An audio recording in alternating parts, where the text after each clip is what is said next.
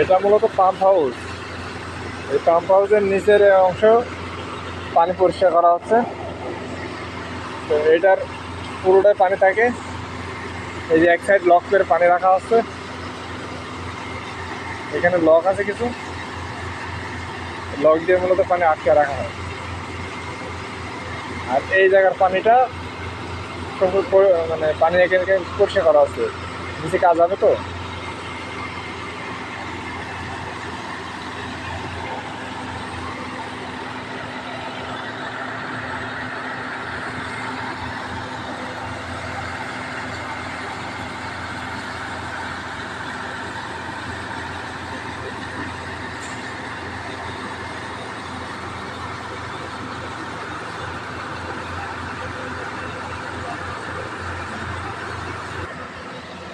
এটা আরেকটা সাইড, এই সেম লক দেওয়া, আর এই লকের ওই পিঠে পানি।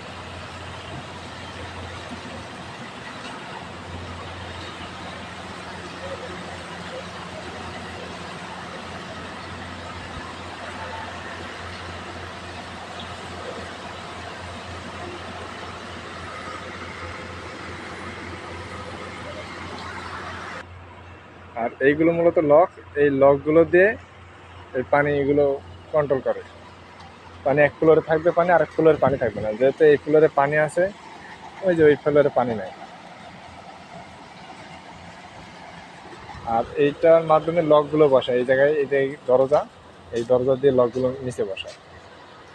এটার বিভিন্ন পার্ট আছে, কিছু পার্টে পানি আছে, কিছু পার্টে পানি নাই, এইভাবে। এখন এই যে এই পার্টগুলোতে পানি আছে, এইগুলো বর্তমানে পানি সব রানিং।